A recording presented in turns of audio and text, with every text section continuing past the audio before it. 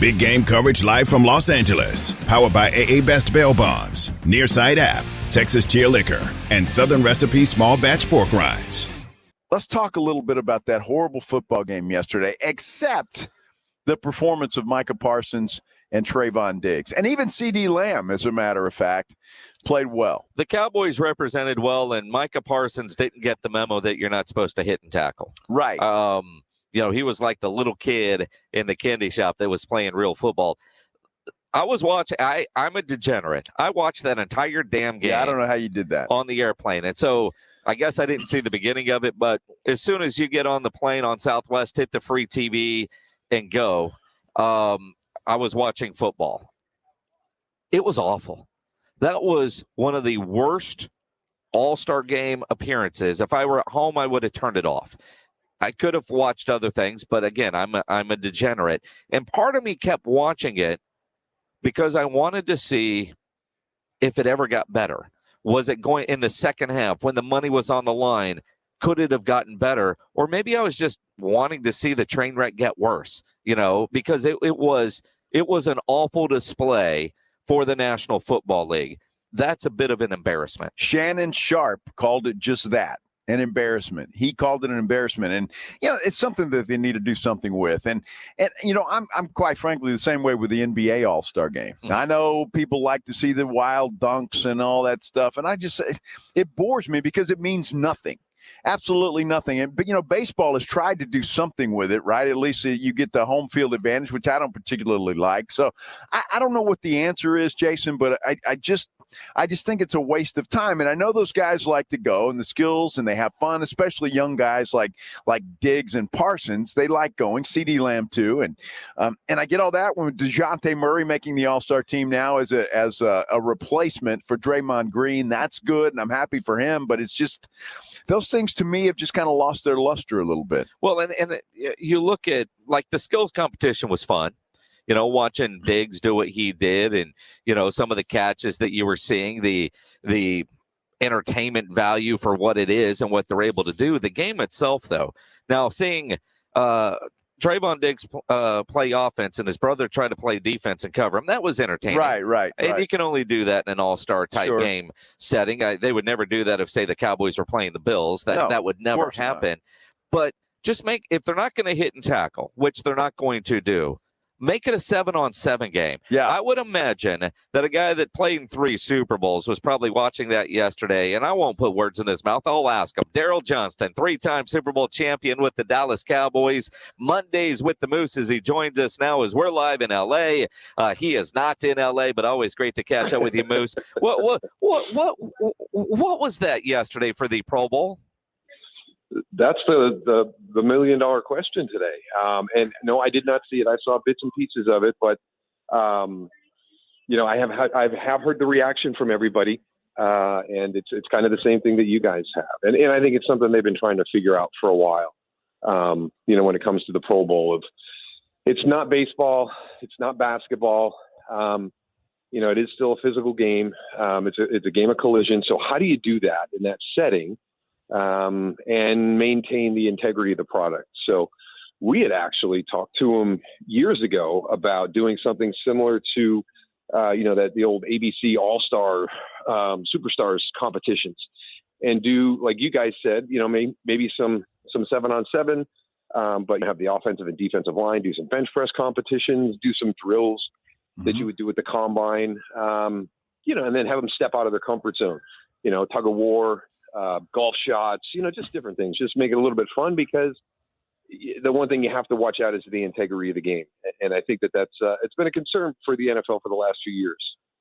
Yeah, and I think people would watch that, Daryl, if you've got these guys doing things that they don't normally do. But when you tune in to watch a football game, you want to watch a football game, not flag football or touch.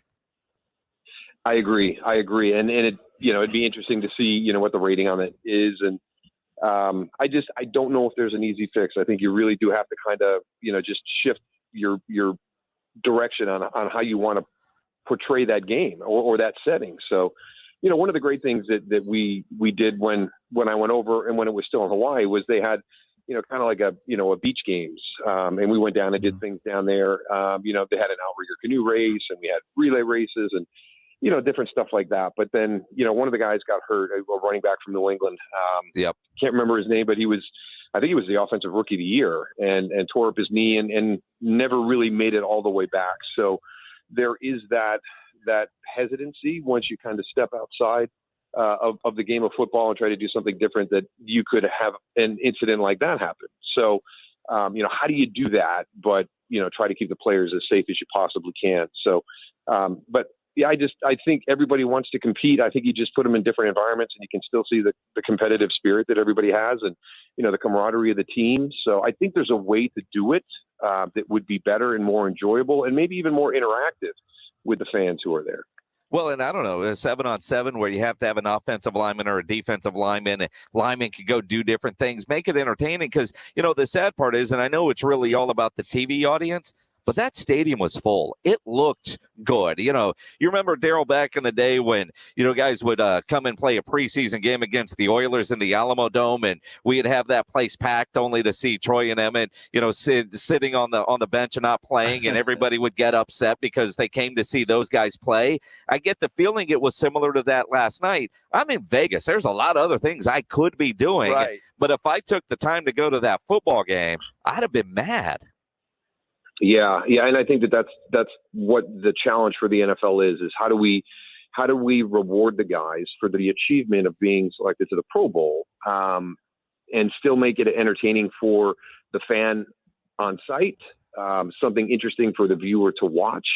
And I just don't think there's any real easy answer. The other sports where they're able to do it, they're different at the core of what they're about.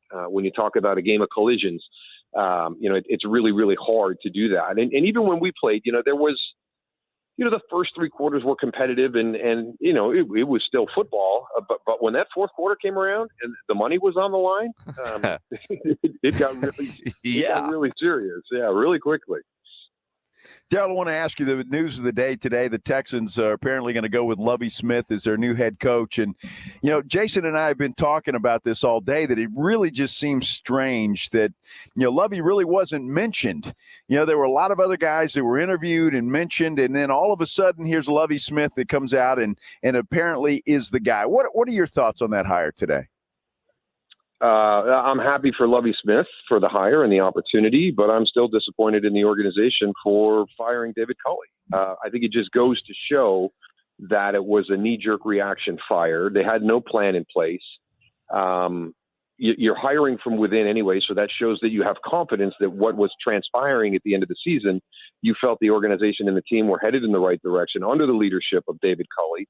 So I thought it was a terrible decision then. I think there's affirmation that the organization, realizes they made a mistake because they didn't bring anybody in from the outside to change things. I mean, you had the guy in place. You were playing well down the stretch. Davis Mills may have been that guy that you thought he was. He developed a rapport with your offensive coordinator during the course of the season. And, there was an opportunity to take a next step in an off season and through a preseason. So I thought it was a very, very bad decision by the organization at the time. I think that this adds validity to that impression. But I am happy for Lovie Smith. So it's kind of hard for me. I'm excited for Lovie and his opportunity, but David Culley, we had him twice and he was a great gentleman. He was great with his responses. He's passionate about the game. He's paid his dues. He's waited his time. He got his shot, and he did a good job with it. He had that team headed in the right direction, and they made a poor decision, and they removed him. And now, I think the actions today just show that they liked what was going on within their team, and that's why they didn't make a wholesale change, and they elevated Lovie. The Moose, Daryl Johnston, joining us here on the Blitz, 3-time Super Bowl champion with the Cowboys, now an analyst with Fox. I'm happy for Lovie, like you said. He's getting a chance to be a head coach again. But the situation, do you send him a congratulatory and condolence card all in one? I mean, even the reports are it's for next year. I don't know how many years he is going to get on his contract, but it makes it sound like he's going to be the coach next year. And I know NFL jobs, you don't turn them down if you get a chance, but by all accounts, they were ready to hire McCown, and the backlash that would have come from there, They said, okay, that's not going to happen. Lovie, you get the job. I mean, part of me, like you, I'm excited for him from that perspective. But at the same time, are they going to let him actually be the head coach, or is he just going to have that title? And because it feels like with David Coley, he wasn't really the head coach. He just had the title. Well, I think he has to feel like he's in the exact same position that David was in last year. There was a lot of people that felt that may have been a one-year deal and a space holder type situation. So I would not have any job security whatsoever if I was Lovie Smith. I would feel like, my job's in jeopardy from the moment I'm hired. And, it is hard to say no to an opportunity like that. But there are stories of coaches who have passed on jobs because they felt it wasn't a great fit. And then later on got that opportunity to go to a franchise that they spent decades at and years at and took teams to a Super Bowl. And it was the right fit. So I know it's hard, but sometimes it's the best decision. So it's going to be interesting to see how this works out. I hope that Lovie does get more than a one-year opportunity. And if the Texans do it again, if they fire their coach again after 1 year, it just shows how dysfunctional that organization is. And it's going to be hard for them to hire anybody moving forward. And that's what you have to be careful of, because there's been organizations in the NFL, and they've gone through their cycles where you weren't going to attract a really good head coaching candidate because everybody knew how toxic the environment was inside the organization. Daryl, we're talking about everything else, and I look up here on the wall and I see Super Bowl. We have a Super Bowl coming up this Sunday here in Los Angeles between, the Rams and the Bengals, and nobody seems to be talking about it. There just seems to be other things going on. But is this a game you're getting excited for? I am. I think it's always exciting, to see, one of the new young up and coming players in the league that's really kind of, grabbed everybody's attention like Joe Burrow has and see if he can pull this off, to win a Super Bowl in his second season, but, it didn't even get to finish his whole rookie campaign. So, I think that's going to be a great story, for us here in the Dallas-Fort Worth area, to have Matthew Stafford finally have an opportunity to play in the Super Bowl and have an opportunity to win his first year, with the Rams. And I think that, that's really kind of the side story, right? I mean, the Rams have been committed to playing the Super Bowl in their home stadium and winning since the beginning of the year, since they made the trade for Matthew Stafford, last January. This is what the arrow has been pointing towards. The move to get Odell Beckham Jr., the move to get Von Miller. They have been leveraging for this opportunity all season long, and they pushed all their chips to the table. And does it pay off? And then what is the effect after that? How does that whole team unwind? Because there's no way from a salary cap standpoint that they're going to be able to keep everything intact like Tampa Bay did. And I think the big matchup for everybody to watch, and I'll give them credit, Cincinnati did a nice job against Kansas City after Tennessee had 9 sacks on them in the divisional round. I thought they did a good job against a good Kansas City front and held them to just 1 sack. But, this is a tough one. Aaron Donald, Von Miller, Greg Gaines is a very, very underrated player on the inside. This is a really good defensive front that can get pressure with just 4. And for me, the game will be won, down inside. And really the real big matchup is the Bengals offensive line versus the front of the LA Rams. Definitely true.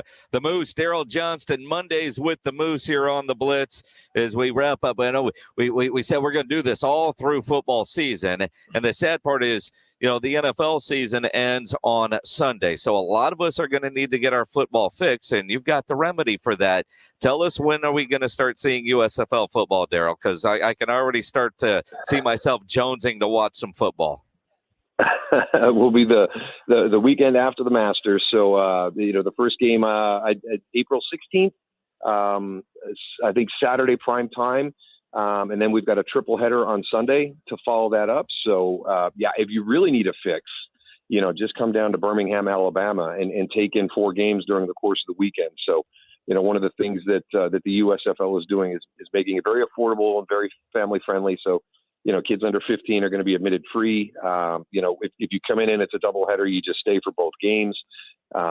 It's not about making money at the box office. It's about getting people to come out and enjoy the game of football and have a great afternoon, in the city of Birmingham. So all the games are going to be at Legion Field.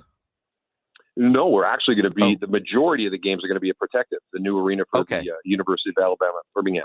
Nice. We will have some games at Legion Field as the World Games start to come into the Birmingham area, and then we'll slide over to Legion Field, towards the end of our season and play in that iconic stadium. So, but yeah, it's going to be if you're missing football and you need a fix, just come down to Birmingham because we'll give you a whole weekend full of it. and I will say, I'd never been to Birmingham until the Commanders went there to play the Birmingham Iron in a weird day with tornadoes all around and it was cold weather. But we found an incredible steakhouse and a handful of great bars. I mean, that city, very underrated. That was a fun trip. Why am I not surprised, Jason, that you found not only a good meal but a good bar? You know me well, man. Yeah, you know me. I blame Vic. I mean, Vic was the tour guide. Now I will. If you come this way, you let me know because I've already been scouting and I've got several recommendations. Good stuff. And hopefully, I will have the time to go try them out before you get here and be able to give you a firsthand experience. I think we need to book it right now. Well, I think we do because if you think I know good bars, let Moose pick a bar. He never picked a bad one when we were traveling.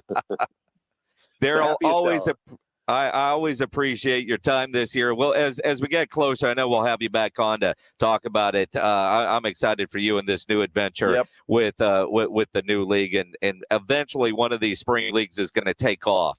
Just get through that first year. That's what we need to have happen here. And I think with the TV partnership you guys have that you're a part of, you're in good standing to make that happen.